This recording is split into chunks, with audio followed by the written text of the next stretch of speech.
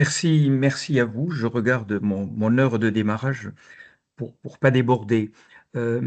Effectivement, Merci pour l'invitation. Je ne suis pas enseignant, je ne le suis plus, je ne suis pas chercheur. Je suis le président national de l'APAGE, Association pour adultes et jeunes handicapés, une association qui est née en 1962 à partir d'instituteurs parisiens euh, avec des enfants en situation de handicap ou sans enfants en situation de handicap. Aujourd'hui, nous sommes sur tous les territoires de la République, dont l'outre-mer. Nous sommes en Guyane, nous sommes dans les Antilles, à La Réunion et à Mayotte. Nous ne sommes pas dans le Pacifique, Nouvelle-Calédonie, Tahiti ou autre. Euh, je connais vos activités puisque j'ai été associé à certains colloques par, vous l'avez cité, Madame euh, Florence Faberon. Ça m'a permis d'ailleurs de rencontrer Mehdi lors de certains colloques. Et je vais essayer de répondre au mieux à la question qui m'est posée. Vous dire, vous avez beaucoup évoqué la FIRA. Je m'en réjouis. La page fait partie des trois fondateurs de la FIRA. En 2008, nous souhaitions que des chercheurs s'investissent sur ce sujet de recherche appliquée au handicap. Recherche fondamentale et bien nécessaire, mais nous avons, nous, acteurs du quotidien des personnes en situation de handicap, besoin d'avoir des éclairages, des recherches sur comment transformer la vie de ces personnes à partir de personnes compétentes et de leurs recherches. Euh, un premier point qui va être le cadre de mon intervention, c'est que pour le handicap, malheureusement, je pense que ce n'est pas le seul sujet, l'outre-mer a été historiquement soit oublié, soit maltraité, en deux mots, en un mot, par la République. Et par exemple, Conférence nationale du handicap en avril 2023, le président de la République engage l'État sur un plan de rattrapage ultramarin. Ça veut dire que si l'État estime qu'il faut faire un plan de rattrapage, c'est qu'il y a beaucoup de choses à mettre à niveau. Ce que je crains, c'est que là, aujourd'hui, 2025, dans les difficultés que nous connaissons, hein, projet de loi de financement de la Sécu qui devrait être voté demain, dans les arbitrages, l'outre-mer et le handicap soient oubliés.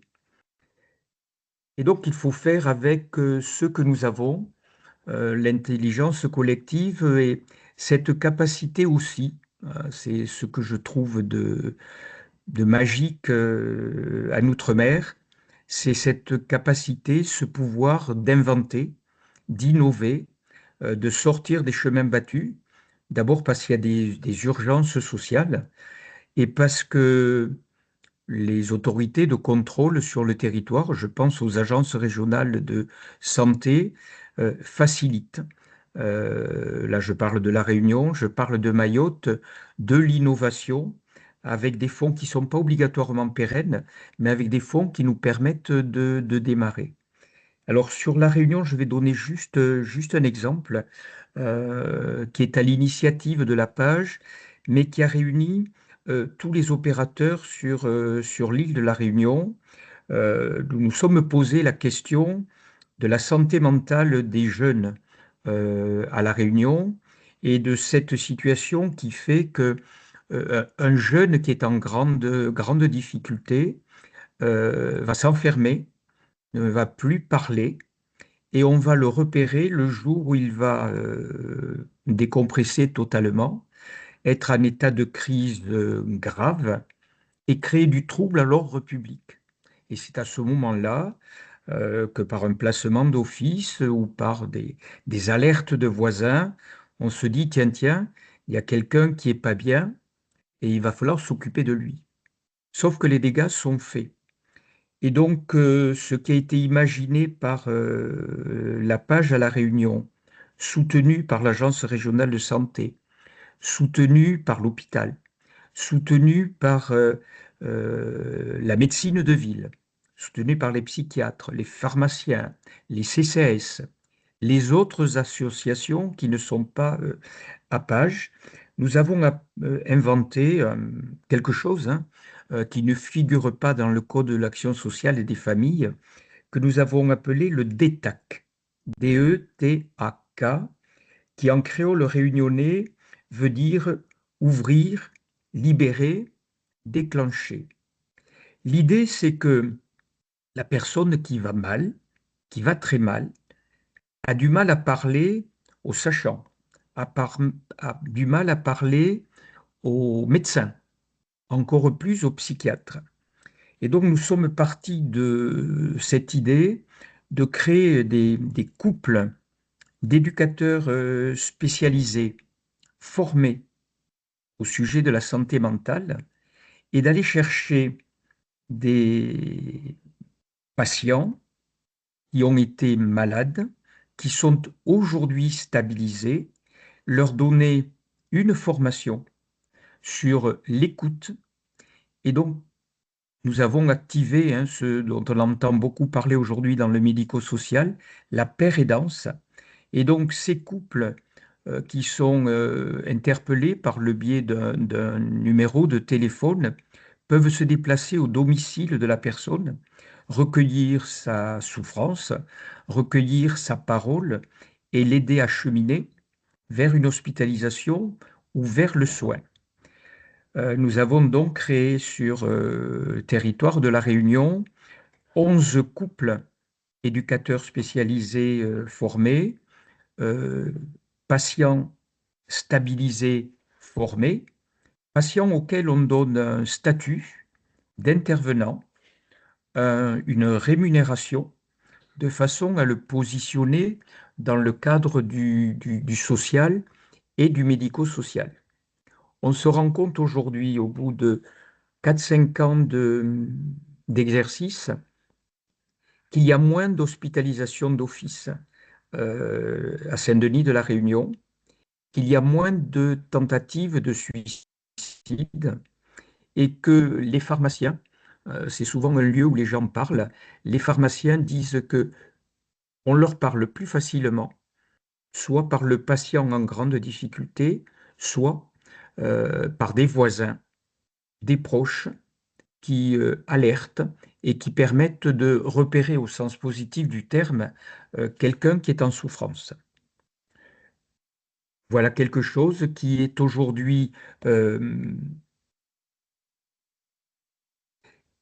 est aujourd'hui financé par l'Agence régionale de santé, mais sur ce qu'on appelle le fonds d'intervention régional, c'est-à-dire sur des financements non pérennes.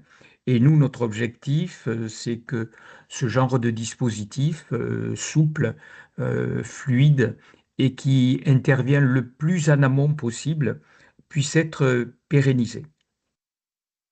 Je répondrai bien évidemment à toutes vos questions. Je vais aborder le sujet de Mayotte. Euh, Mayotte est un département jeune dans la République, mars 2011, et quand une des valeurs de la page, c'est la laïcité.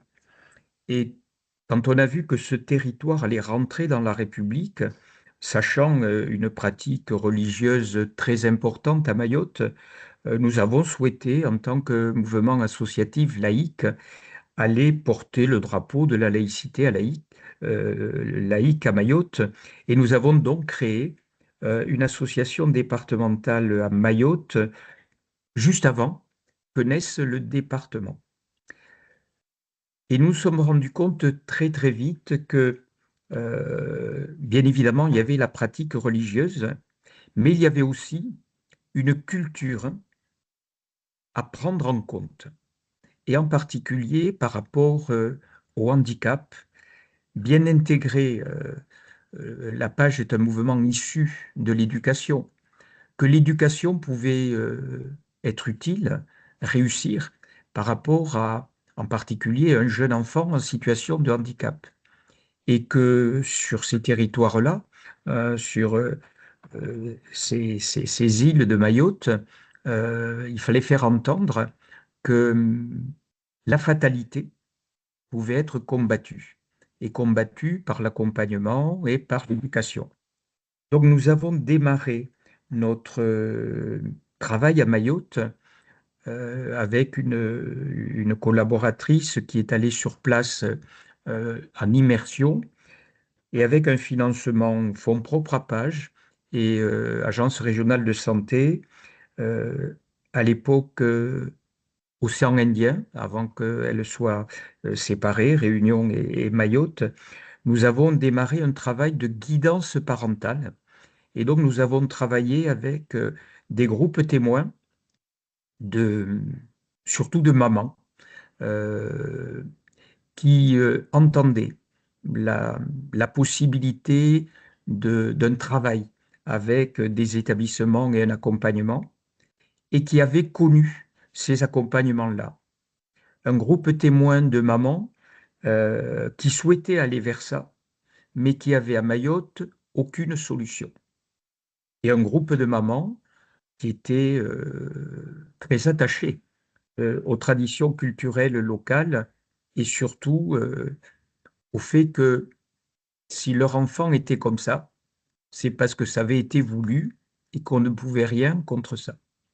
Donc voilà comment nous avons commencé à agir à Mayotte et nous nous sommes bien évidemment rendus compte, département jeune, combien ce département avait besoin de création de systèmes d'accompagnement, que ce soit des établissements, des services, de la formation de jeunes Mahorais. Et je vais limiter mon propos à ce que nous avons fait à Mayotte par rapport au travail. Euh, le bilan que nous avons fait très très vite. Chômage des jeunes considérable, des personnes en situation de handicap cachées, une maison départementale des personnes handicapées qui ne fonctionnait pas. Donc les personnes en situation de handicap étaient au moins sous les radars quand elles n'étaient pas cachées par les familles. Et donc nous avons, avec l'ensemble des opérateurs sur l'île, inventé un dispositif qui n'existe pas au Code de l'action sociale et des familles, que nous avons appelé plateforme de parcours renforcé d'accompagnement professionnel. L'acronyme, c'est la PRAP. L'objectif de ce service, c'est d'abord, avec les CCAS, repérer les personnes soit cachées, soit en situation de handicap, les accompagner vers la maison départementale des personnes handicapées pour aller vers la reconnaissance de leur handicap. Une fois qu'elles étaient reconnues, les prendre dans un service, ce service PRAP, pour évaluer leurs compétences. Et nous avons découvert de réelles compétences. Nous avons proposé à ceux qui le souhaitaient de rentrer dans un circuit de validation de leurs compétences, de formation. Et de notre côté, nous avons travaillé avec des entreprises qui, à l'époque, n'étaient pas soumises à l'obligation d'emploi, mais qui savaient que ça allait arriver un jour, ce qui est le cas aujourd'hui. Euh, Entreprises que je qualifierais de bienveillantes et qui acceptaient, une fois qu'on était arrivé avec un jeune homme ou une jeune femme, à une capacité à rentrer dans une entreprise, à l'accepter et nous à l'accompagner avec un système qui n'existe pas ailleurs, d'accompagnement pendant 18 mois que l'on pouvait doubler. Donc un accompagnement de 36 mois et de la personne et de l'entreprise. Nous pensons qu'il ne faut pas se contenter de placer la personne dans l'entreprise, faire de la statistique et pas regarder ce qui advient derrière, parce qu'il est fort possible que la personne lâche très vite ou que l'entreprise ne puisse plus assumer. Depuis, ce dispositif existe, fonctionne.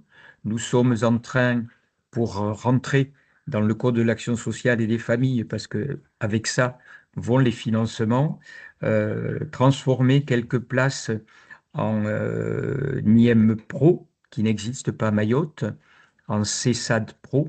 Alors, IM Pro, c'est Institut médico-pédagogique, mais avec le versant au-delà de l'éducatif professionnel. Le CESAD Pro, c'est ce service de soins et d'accompagnement à domicile avec un versant professionnel. Et depuis, voyant que ça fonctionnait bien, que étant connu, les personnes venaient taper à la porte.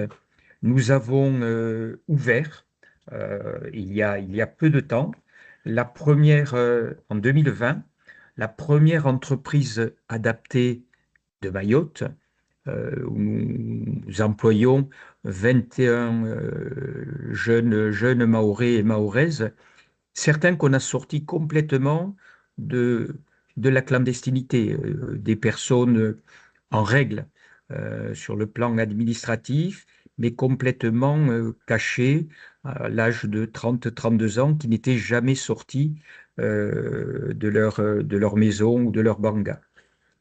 Et nous finissons là en 2025, fin 2025, par créer à Mayotte le premier établissement et service d'accompagnement par le travail, ESAT. Alors, je ne sais pas si vous êtes au courant, mais il existe un moratoire national qui empêche de créer des places d'ESAT dans notre pays. Et là, nous avons réussi à lever ce moratoire sur l'outre-mer. Hein, c'est pour tout l'outre-mer que la levée du moratoire va fonctionner.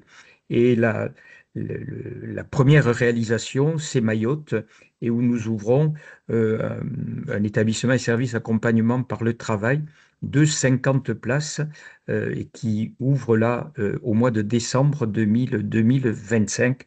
On n'attend plus que les visites de conformité pour passer à l'action. Mayotte, ce que nous trouvons à la page géniale, c'est qu'il y a beaucoup à faire. C'est que on peut imaginer, on peut inventer, on peut innover, et que les Mahorais en situation de handicap n'attendent pas des réponses dans 10 ans, ils les attendent aujourd'hui. Et donc, ça nous oblige à réfléchir et à travailler avec tous les autres sur le territoire de façon à permettre à ces personnes-là d'avoir un droit à la citoyenneté comme on devrait l'avoir dans tous les territoires de la République. Je vais m'arrêter là, si vous voulez bien, et je réagirai à vos questions. Je peux aller sur d'autres sujets, si vous le souhaitez, sur la Réunion ou Mayotte, mais après avoir échangé avec vous à Clermont vendredi après-midi, je me suis limité à ces trois angles d'attaque. Merci de votre Et je vous écoute. remercie, Monsieur Garcia, je vous remercie parce que on n'a peut-être pas le temps de faire toutes les questions qui concernent ces territoires-là. Est-ce qu'il y a des questions dans la salle? En ligne? Moi, j'avais une question sur la distance. Quand vous parlez, aussi bien de Mayotte que de La Réunion, est-ce que lorsqu'on est loin de Saint-Denis ou lorsqu'on est loin de Mamoudzou, la situation est différente? C'est pas la taille du territoire, c'est le relief notamment. J'ai envie de dire, Saint-Denis, c'est plus facile, même si les problèmes de transport à La Réunion sont lourds, et on se rend bien compte comment, quand on veut accompagner des personnes en situation de handicap dans certains secteurs de l'île, ça devient compliqué. Mayotte, c'est catastrophique. Mayotte, c'est catastrophique. Quand je donne l'exemple de l'ESAT que nous sommes en train de créer, on est parti de l'idée de rapprocher le lieu d'hébergement de la personne de son lieu de travail. Ce sont des heures et des heures de circulation, quand ça fonctionne, en plus insécure actuellement à Mayotte. Donc, nous sommes partis à la demande de l'Agence régionale de santé de créer 10 places par territoire de santé et s'appuyer sur ce qu'on appelle l'habitat inclusif pour trouver des maisons pas loin des lieux de travail pour que les personnes en situation de handicap aient un minimum de trajet à faire. Sinon, on surhandicape la personne en l'obligeant à de longs, très longs déplacements. Euh, c'est une grande difficulté. Le caribus à Mayotte avance, mais très lentement. Euh, c'est un sujet fondamental, le déplacement à Mayotte. Je vois qu'il y a une question de Mehdi Escurier. Mehdi? Oui, bonjour. Merci beaucoup, Monsieur Garcia, pour cette présentation.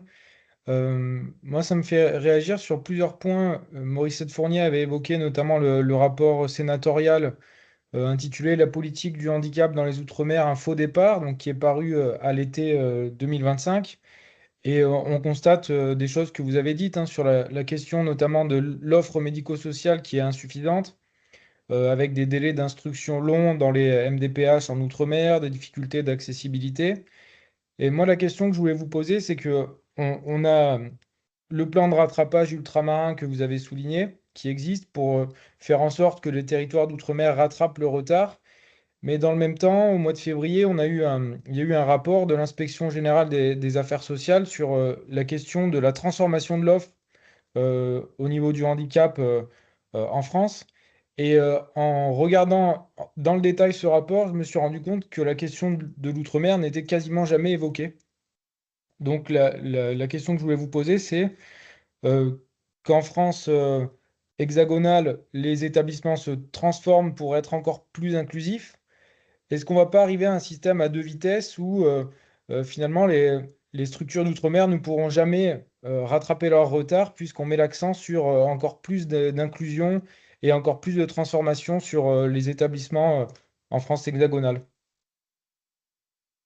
Vous parlez d'or, Mehdi.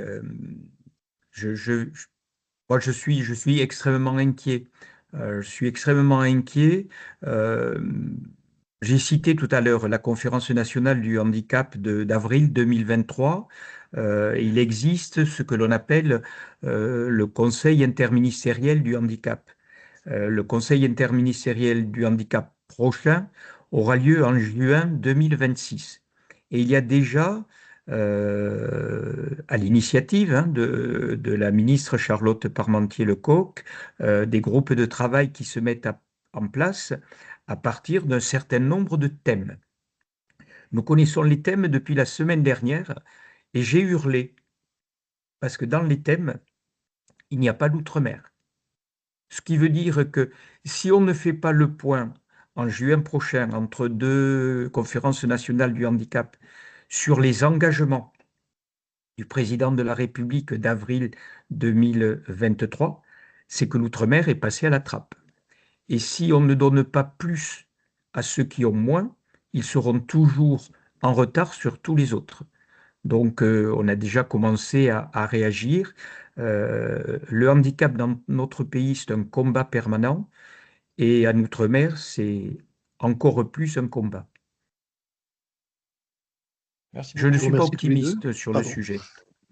J'ai bien, j'ai bien pu comprendre. On va